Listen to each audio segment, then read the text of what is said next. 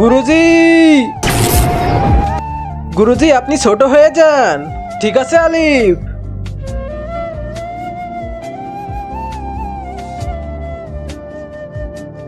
আলিফ আলিফ, আরে গুরুজি মনে হয় বের হতে চাচ্ছে, তাড়াতাড়ি ওনাকে ব্যাগ থেকে বের করি। বলেন গুরুজি কি হয়েছে? আগে তুই আমাকে নিচে নামতে দে। আচ্ছা ঠিক আছে গুরুজি। এবার বলেন গুরুজি কি হয়েছে? আলিফ তোর মলার পালা এবার চলে এসেছে।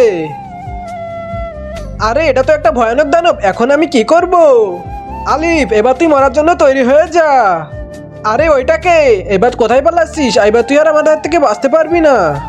এ তো দেখছি আমার পিছনে লেগে গেছে, এখন আমার গুরুজিকে আমার ডাকতেই হবে। গুরুজি কি হয়েছে? আলিফ এভাবে আমাকে ডাকলে কেন?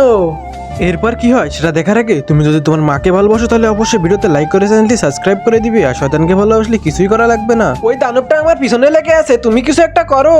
আচ্ছা ওই দানবটার এত সাহস! এই দেখ গুরু, এখানে আমি।